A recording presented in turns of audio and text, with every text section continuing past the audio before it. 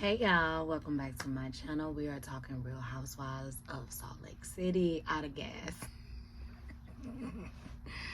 No lie, I could not believe they named the episode that, but of course when you see later on in the episode you will understand why, and I cannot wait to talk about it. So let's get into it. The scene opens up with Heather in the kitchen making a cup of coffee. Her and Angie are both simultaneously making a cup of coffee at their respective homes, and Heather looked absolutely fantastic in that gray ensemble. I need one, and like a burnt orange color or chocolate. Ooh, I think red would make my skin pop. Yes, yes. Heather, send it over, baby, in my size. Our size, girl, you know.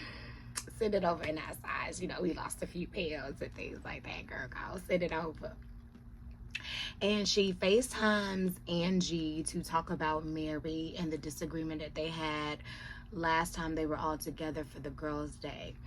And Angie says she did reach out to Mary to have a conversation, and Mary is supposed to be coming over like later on. They also speak on Lisa, and Lisa did not like the fact that, Heather did not like the fact that Lisa left early, but Lisa didn't leave early. Y'all seen it. She told that boy to keep the car running, wasting all that damn gas for nothing. All right, he could have came inside and went and got a plate. All right, Lisa stayed all the way through. She got to read and everything. She stayed all the way through, baby. She didn't leave early. She didn't leave early. She left before you made the announcements, but she didn't leave early. Okay, that's all I'm saying. That's all I'm saying. But Heather feels as though, honestly, Lisa can take accountability, and Angie thinking, maybe not so much. Now, this next scene really triggered the fuck out of me. And if Ty continues to be on this bullshit, I am no longer interested in recapping their story. I'm just letting you know, because this was a trigger. And I am aware of that's a trigger, so therefore I'm not even gonna play with myself. All right? Because that's not my life. That's not my man. Those are people in their personal business. However, I got some things to say. Now, Brownwyn and her husband, Ty, go to the ice cream shop. I love those shoes, Brownwyn. They're beautiful. Please send me those. 38.5. Thank you. And she orders a sundae. Now, she says that she loves ordering a sundae because she loves saying the cherry for last, because it makes the whole part of the sundae experience, and it just takes her back to that place. She just loves it. It just brings her joy, and she really hates it when her husband takes her only cherry and eats it, especially when he eats it, and again, she likes to save it for the end. So he orders his ice cream. I believe it's like a raspberry swirl or some shit like that. I don't even know. And she orders her sundae, okay? So they sit down, they're making small talk, and what does Todd do? Todd eats the cherry off her sundae. Not even 30 seconds later. She said 30 seconds. It was 9 seconds because production played it back. Brownwyn's face was my face. And Brownwyn looked like she had a choice. Do I want to go off? Or do I want to chill? And I feel as though every woman have that. Maybe even every person. Do I or don't I? It's like we taking that moment to decide. Because if you know it wasn't about the motherfucking new cherries. Okay? Because Ty, don't you got cherry money? Andy, ask him, don't he got cherry money? Why he couldn't get his own damn cherry? How come when he was ordering his ice cream, he didn't ask for a cherry? You could have had anything you wanted. Gummy bears, hot fudge, sprinkles, strawberry slices, Kit Kats, Reese's, Butterfinger, okay? What else? Caramel, whipped cream, in a bowl, in a cone, in a cup. Do you want it as a shake? Do you want it as a malt? You could have bought all the cherries in there, and the cherries probably wasn't nothing. First of all, I feel as though the cherries was complimentary. Let me just say that. I feel because the cherry was complimentary. Second of all, if they did charge you for a cherry, they wasn't going to charge you no more than 79 cents. You got cherry money. You could have got that whole damn bucket of cherries in the front and the one in the bag. Matter of fact, you could have called Maraschino ass and have them at the cherry factories go ahead and just export you on some over here. Go ahead and export it over. Matter of fact, while we here, I'm going to just go ahead and Instacart an order so I can be at the house for when we show up. And then I'm going to just go ahead and add it to our grocery cart on Amazon. So it can already be on like a monthly subscription since you like cherries so motherfucking much. Or is it just my cherry? And then you supposed to be my man. You supposed to be my man. You supposed to be my husband. You don't even care enough about me to even save me half of my own fucking cherry. I can't even get half of my cherry. And then even after you ate my cherry and laughed about it, you couldn't get up at the counter and go replace the cherry you ate. Andy, ask him why he didn't get his own cherry when he got cherry money. I want to know, because that really pissed me off. That really burnt my motherfucking me biscuits. Because, again, it wasn't about the cherry. It was about the respect you have for your wife. Because you looked like you didn't care anyway. You looked disengaged that entire time. It looked like it was going through one ear and out the other. And you looked like you was just over it even before you sat down. I don't even know why you're there. And to the point where your wife literally have to hold back tears. Matter of fact, I think she was crying while she's expressing herself to you. And you literally laugh in her face.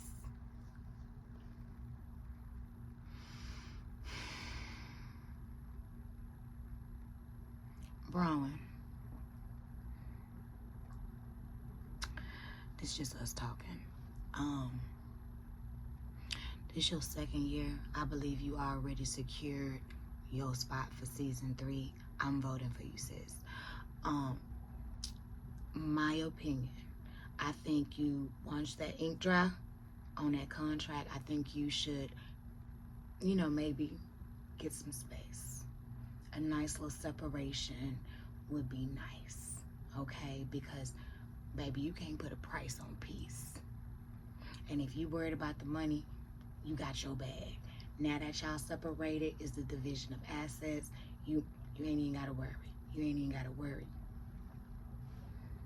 However,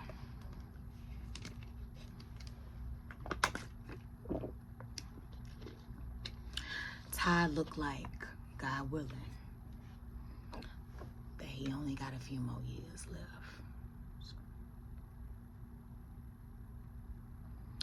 Do you think you can hang in there for a few more years?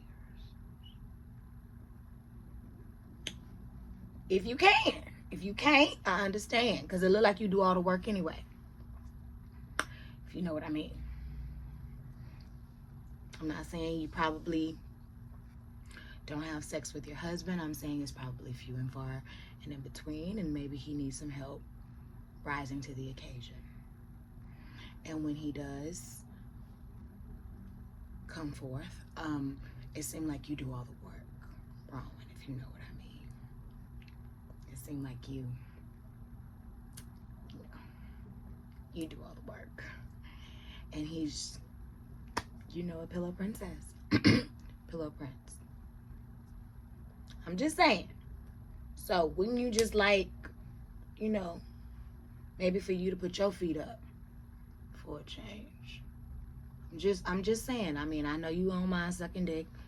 Nobody should mind sucking their own husband's dick, because again, it look like you do all the work.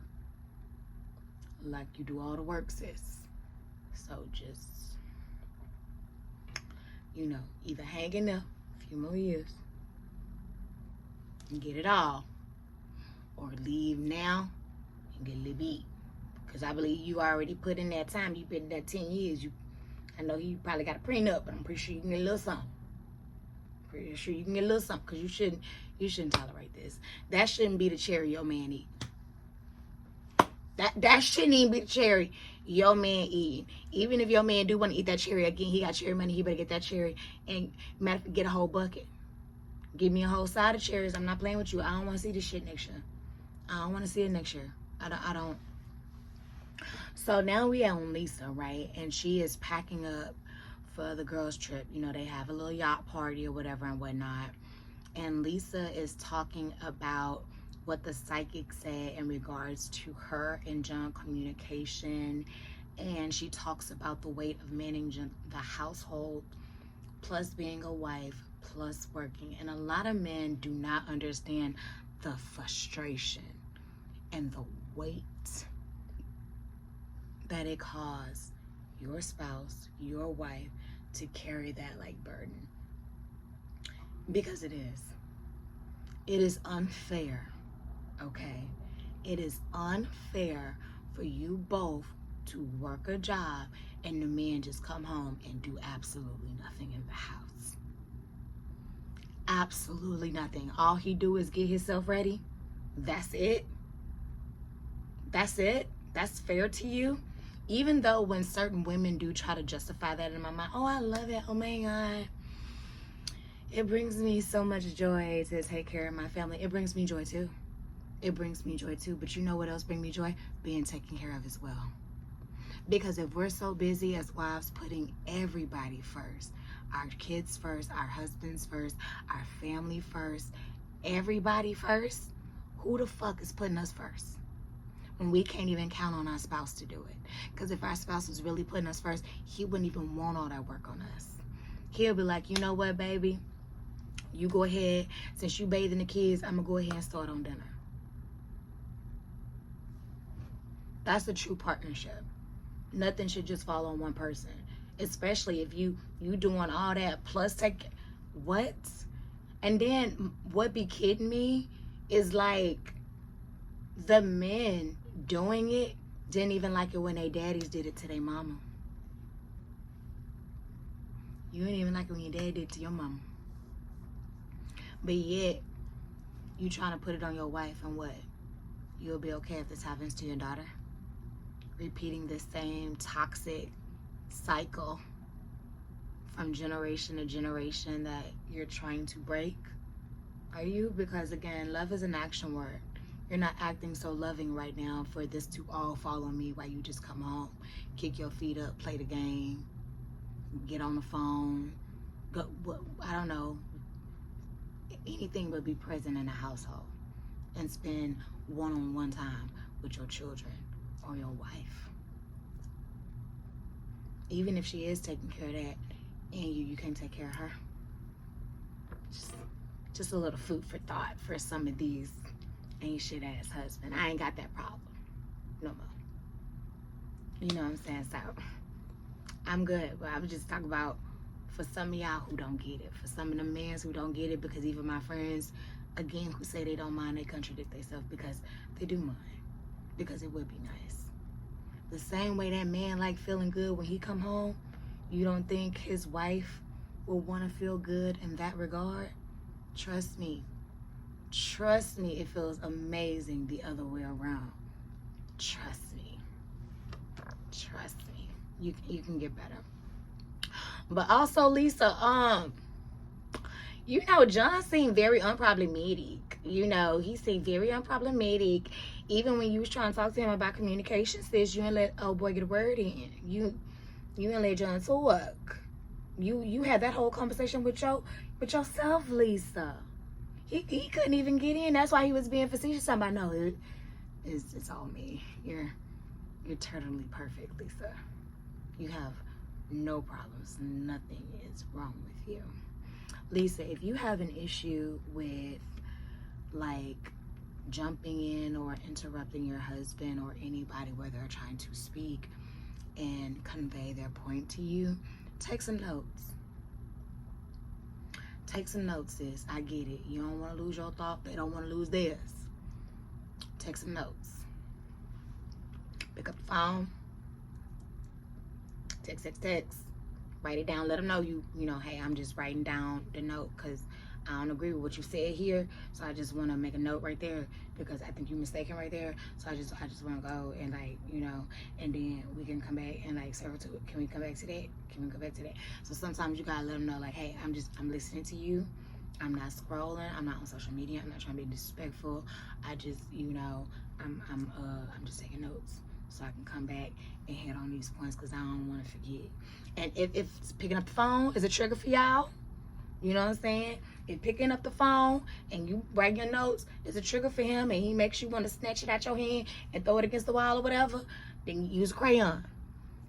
Use crayon, you use a pen, use a highlighter, use a marker, use a little notepad, write on the back of an envelope from the bill, you know what I'm saying? Because everybody got bills around the house. So write on the back of that envelope with a highlighter. He won't see that as non-threatening. He will not see that as non-threatening. He won't think you trying to be cute. I'm serious. No, I'm serious. He won't. Just get that crayon because, again, when you taking real notes, you don't give a fuck what you grabbing. When you trying to write down something important, you don't care what you grabbing. You finding whatever type, anything that will write and anything that you will write on, even if it's your hand. I seen people write things on their hand, they clothes, baby boom. This one dude got my number and he wrote it on his neck or whatever. That was back then. Now I understand how dangerous that shit is now. But I thought that was cute because, nobody never did it. He put it on his neck like a tattoo or whatever. And I was like, how you gonna read it if it's on your neck? He was like, I'm gonna look in the mirror and I'm gonna get it. He was like, I've been waiting on this number. Put it right here. Put it right here. So yeah, I wrote it like that. And he covered it with his shirt. Enough in my business. But yeah, it was right there. It was on his neck. Anyways, shit I used to be impressed with when I was young. I'm telling you, okay? Now, Mary goes over to speak to Angie. Now, look, it's in me because you can tell when Angie opened that door, Mary was not with the bullshit. All right? It looked like Mary was...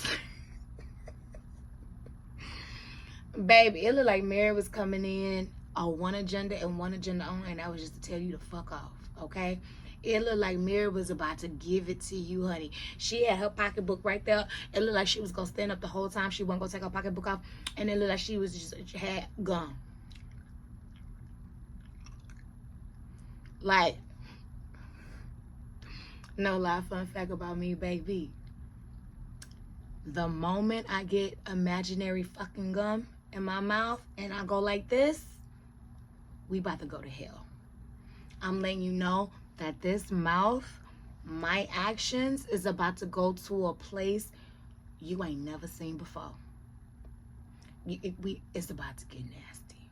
It's about to get ugly. I am not responsible for this. So you ready? Buckle up, let's go. Because I'm telling you, it's raw when sis come out. You know what? That's one personality I haven't named yet. I'm gonna have to make a note of that because it's rare that sis is out. Okay, because I keep her locked up tight. All right. Did the work on that. It's rare that I see sis. But the moment I get imaginary gum, boo, it's over for you, boo. The way Mary came over to get Angie together, listen. She had that finger ready, that pocketbook on. And if you ask me, baby, Mary had that gum. And she was about to give Angie all the business. She was about to give her all the attitude because she came in already on 10. Angie opens up the door, apologetic. Angie, oh my God. I'm sorry, Mary, oh my God, I got your favorite water. They didn't have the one you drink with the low calorie, but they had that. And Mary was like, ugh, that's too much sugar. I'm not drinking this. And you should drink it either. Baby, Mary is giving her nothing. Do you hear me? You could tell that Mary had an agenda. She had an agenda to come over and tell you what the fuck she wanted to say. And that's what it was going to be. That's what it's going to be. You want to go there? Let's go there. Because I want to tell you off. And I want to tell you a little bit of my mind. I want to tell you what's on my mind. But Angie is so apologetic. And she was like, look, I was being bullied. And I didn't like how I was feeling in that moment. Because Lisa I always feel like she's bullying me and she just continues to get away with it, and I just cannot continue to allow that. And Mary was like, well, you turn it into one. You turn it into a bully. And what kind of friendship do we have where I can't even calm you down? Where I can't even be like, bring it here, bring it here. She ain't worth it. She ain't worth it. Like, come on. And I'm not gonna lie, I understand both ladies' point of view. Then Mary brings up farting and Angie making fun of it. I'm sorry, but this whole farting thing to me was so motherfucking funny. Listen, let me tell you something. I fart. We all fart. I Googled it. I believe they said we fart like, what? Is it 100 sometimes a day we pass gas? 30 something? I don't remember. It's up there though. It's a lot because it's more than what you probably think you would do. But I have no issue in that department. Like, we all got naturally body functions. We all burp and we all fart. We all pee and we all poop. Some more than others. Me personally, in this relationship, I promise you, I'm the man, because the gas and the poops are unreal. Like, it's not even a comparison. It's not even a comparison. It's like a running joke at this point. Like, babe, I got gas. He be like, oh, again? Oh, today? Oh, yeah, that's nothing new. It's a running joke. It's a running joke. Like, to this point, it's so much. I mean, should I even say excuse me? I feel as though I should say just excuse me that 1 hour or maybe that one time that day. And baby, just listen, I'm not getting up and going to the next room. All right? I'm not getting up and going to the next room. Okay? So if I gotta go, like, I'm going. And if we in a car, like if we in a closed impacted area, then I lay down the window, I crank it. Now I should work on cracking it before versus after. But I crack it. You know what I'm saying? Because that's just courtesy. You know what I'm saying? And then if I burp, like I fan it. I try to like blow it away because I don't want, you know what I'm saying? Because I might like unload it or whatever or whatnot, but I don't want you to smell it. So you know, you might hear it, but I don't want you to smell it. I would rather you to hear it than you smell it. Because have you ever caught a smelly one, like a silent but deadly one? Oh, hell no. See, that's my dog and my man. See, at least you hear me coming. You know what I'm saying? You hear me, but you know you don't smell nothing because you don't. You really, really don't. You know what? We are too much on this, like how they was with Mary fucking farting. Okay? So we just gonna get off of it. All right? It's a human, naturally body function, and we all do it. We gonna move on. All right? Then Mary tells Angie how much she do appreciate her as a friend. And she was like, look, I'm not gonna lie to you. I feel like you are meant to be my friend, and I just can't picture you out of my life right now. And I do want our friendship. It is very much important to me. And she was like, I didn't come here to cry. I came here to tell your ass off. And I thought that was too funny. And they basically kissed and made up. Angie apologized as well. And I loved it. I ain't gonna lie. It was a little tearjerker moment. Because a lot of women don't want to admit, you know, when certain friendships be important. And I don't like how women can forgive the man time and time and time and time and time again for their stupidity and their fuckery. But with girls, they just want to, I can't believe, and just one time, like a 1 and 9. Like, if we really friends and if our friendship really was important, then it shouldn't be no one brush off. You know what I'm saying? This wasn't a one night stand. These are years invested. I was even here before him. I was here before him. Hell, I've been here, 3 marriages. 3 marriages and 6 kids I've been here. You want to tell me what? You know what I'm saying? Baby boom. You know what I mean? Okay. So Lisa meets up with Heather to go shopping. And they discuss the trip. And Lisa is taking shots at Angie. Why is Lisa still taking shots at Angie? Why you still going there? I thought you said whatever you had to say. Didn't you walk off? Didn't you go pick up your son's product? You possibly cannot still have a chip on your shoulder about that. But even if so, you can tell that you're bothered because you're taking digs at her and she's not even there to defend herself. She's not there to defend herself. The sales lady looked so uncomfortable, y'all. Did y'all see them? She looks so uncomfortable. Why y'all gotta do this in public? I get it. No, I get it, but I don't get it. Because this is why I say I cannot be a housewife and I would be a friend of. I'm not doing that ghetto shit. See, what y'all do when y'all argue like that in public and y'all subject other people and bystanders to y'all fuckery and bullshit, like when we don't want to be. What makes y'all think that some of them people even have the mental capacity to even hear that or want to even be a part of that? And I get it. Some of them sign release. But, baby, we just probably want to go get a little something to eat or whatever and whatnot. We probably hungry. We probably trying to catch up with our friends. And y'all just so happen to be filming over there and over yonder. And all of a sudden, you know, here y'all come with all that circus shit. Me, personally, I'm not doing that in real life. You see what I'm saying? Like, we coming to my house or we going to your house. So if it do escalate, we ain't got to worry about other people watching and being in our business trying to call the police because they probably think we're going to fight each other. We not fighting each other. We just very passionate about what we talking about, and we just so happen to be in each other's faces, but that don't mean we going to swing. Because sometimes some conversations with certain people do get like that. Y'all like kiss, y'all all up in each other's face, y'all all up in each other's face, y'all like, you know what I'm talking about, y'all, you know, and other people seeing it, they don't know y'all like that. They don't know y'all like that, so they see a threatening, hostile situation. So now you got people videotaping. See, I don't want it. I don't want people videotaping. I don't want none of that. I don't want no audience, because I feel like when people have an audience, that's when they buck. They be trying to buck, and you know you ain't really like that for real. You know you ain't really like that for real. You get what I'm saying? So it's like, me personally, I believe in privacy. You can come on over to my house, we have a little conversation. Or I can go to your house, and we can have a conversation. No lie, I prefer people to come to my house because, see, I know I'm not calling the police. I don't trust that you ain't going to call the police.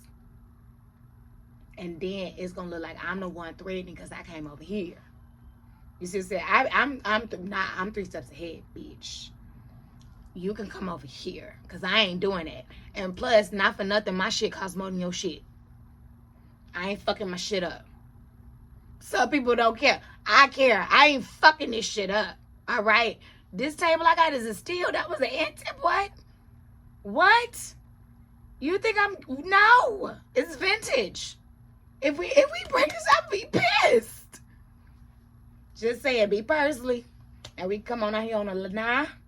I got some snacks, got a little drink, and we gonna have a good time. Because you say what you want, baby, my house be a vibe. My house be a vibe. Even if you do think you coming over here on 10, baby, please. Once you cross this threshold, my vibe, my energy, that ain't gonna happen. That ain't gonna happen. I can smell it. Get right.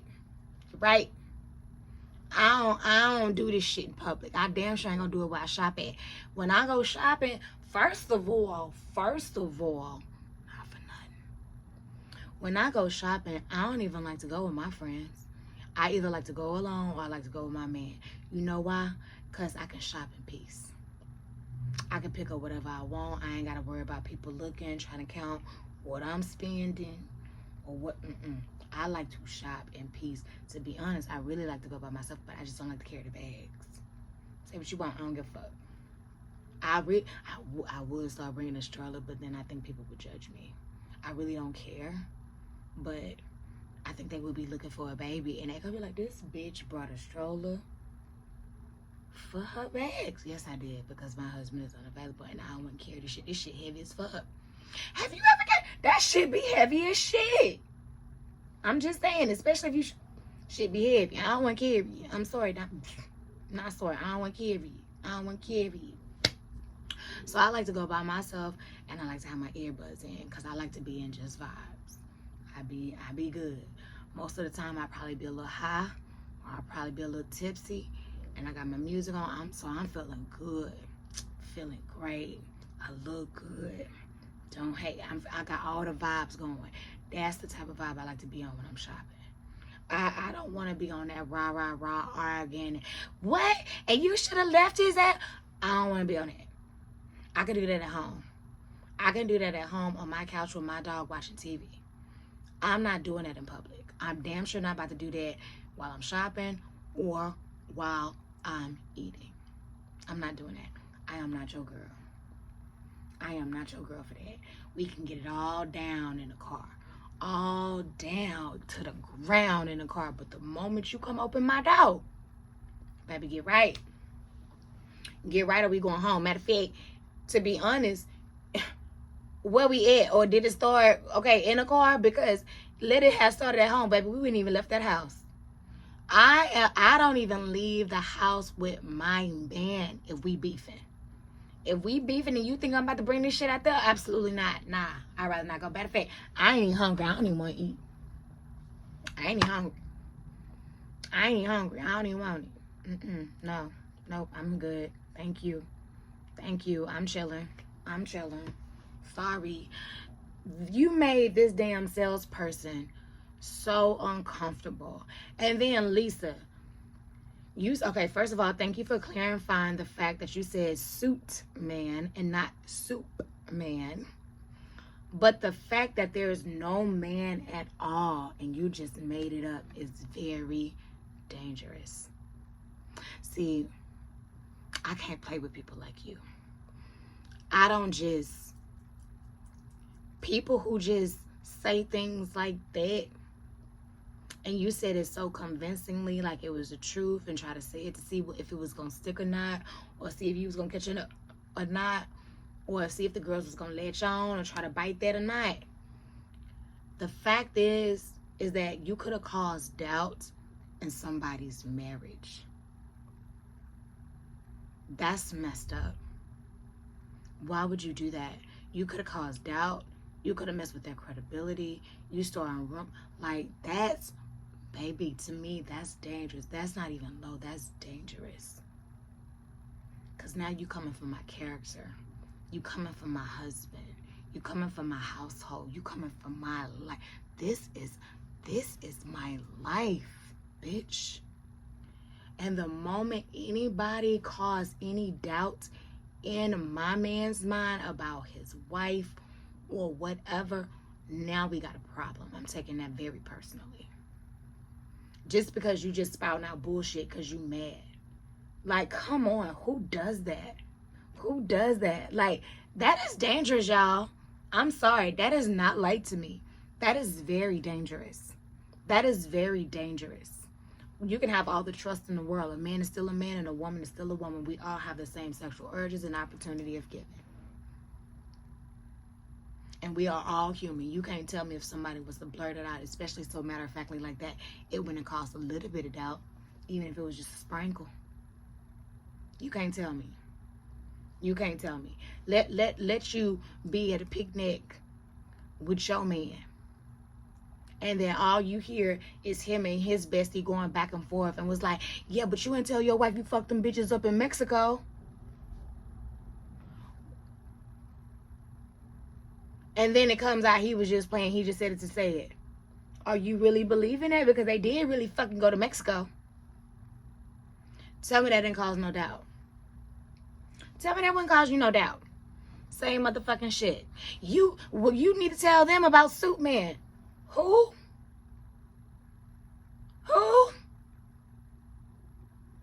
Come on now. Y'all. You need to tell them about that bartender. You need to tell them about that checkout girl. You need to tell them about that girl down there at the bakery. You need to tell them about the pool boy.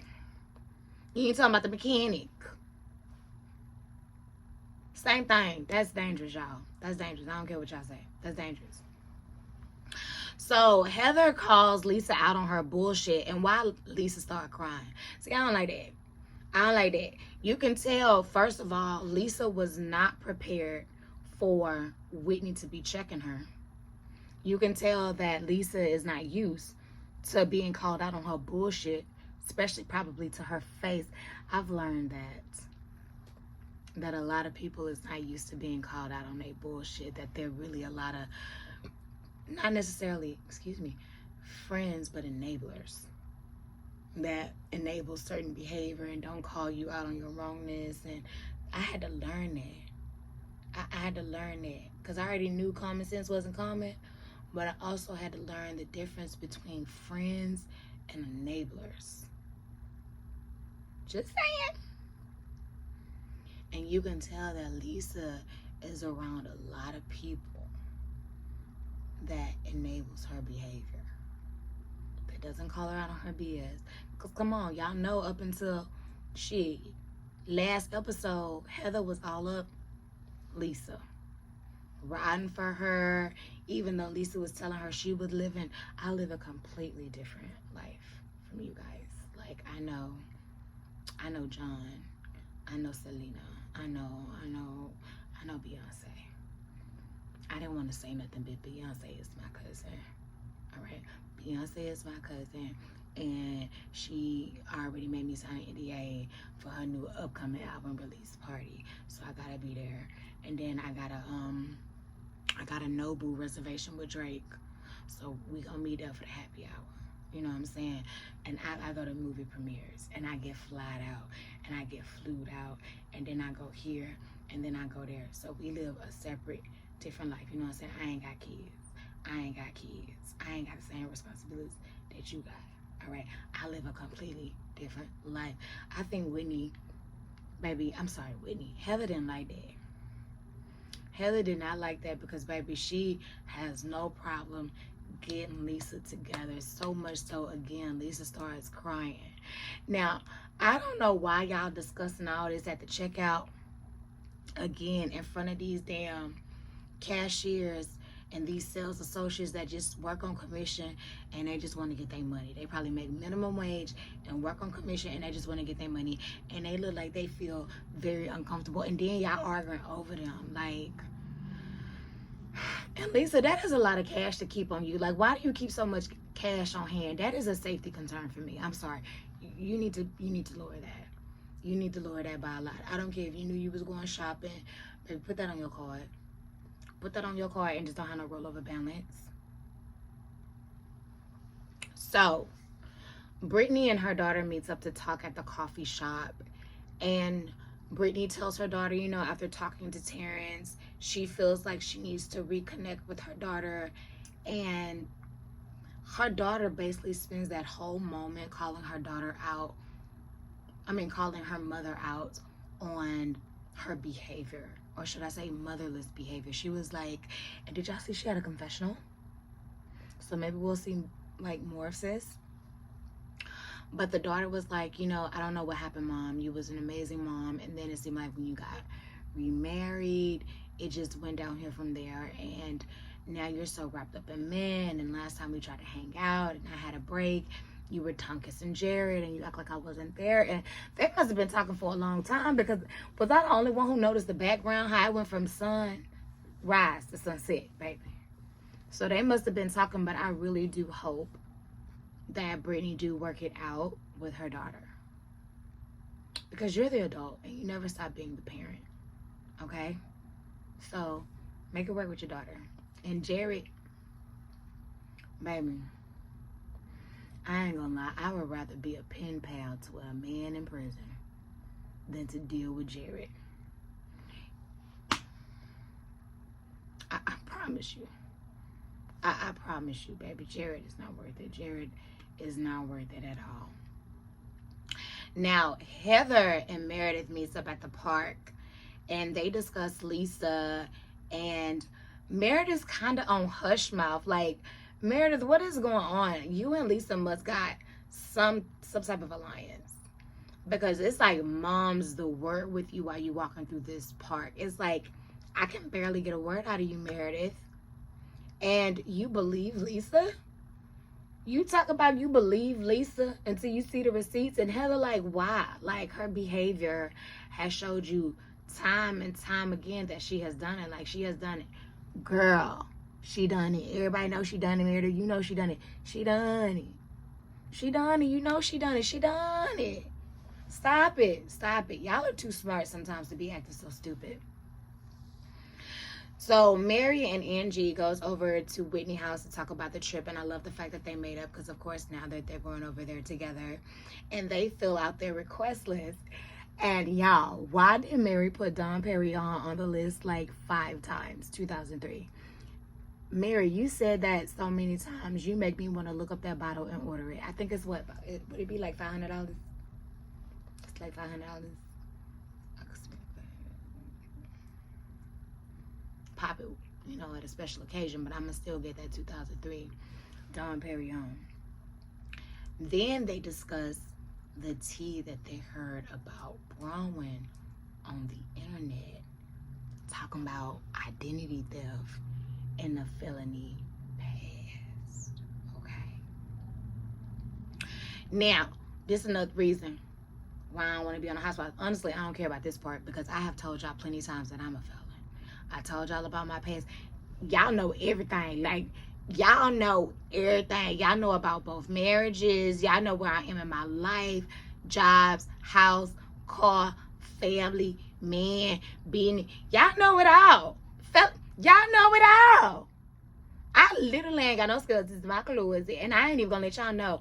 If y'all put me on the Bravo, first episode, first confessional, I'm going out and saying, you can go ahead and post all my mugshots like Marlo Hampton, baby, because you ain't about to spray me with my own seed. I'm already telling you what's up. It is nothing for y'all to dig up because I already told you all. It's nothing to dig up because here go the shovel. Here go the shovel.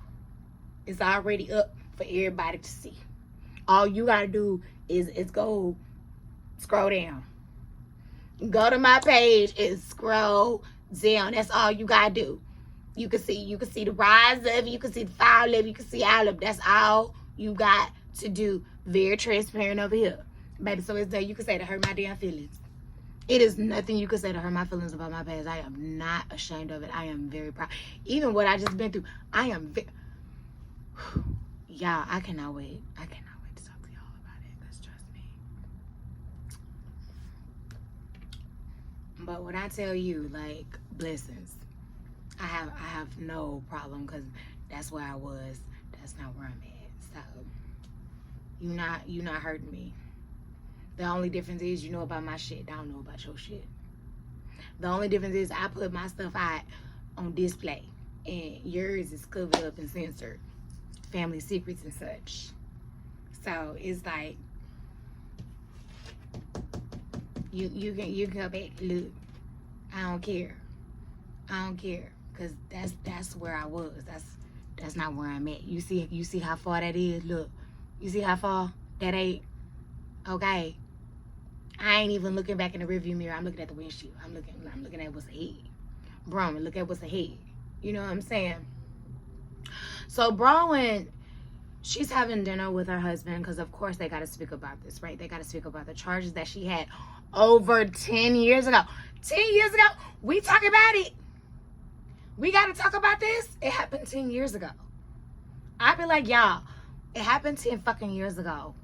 It's over. It's done with. Did my time. Did the crime. Paid the fine. Let's move on. Next. And that should have been it. Put to bed. It literally should have been one little confessional. I probably wouldn't even had dinner with Todd, but okay, here we go. Todd also made it clear that he does not want Brownwyn going on this trip.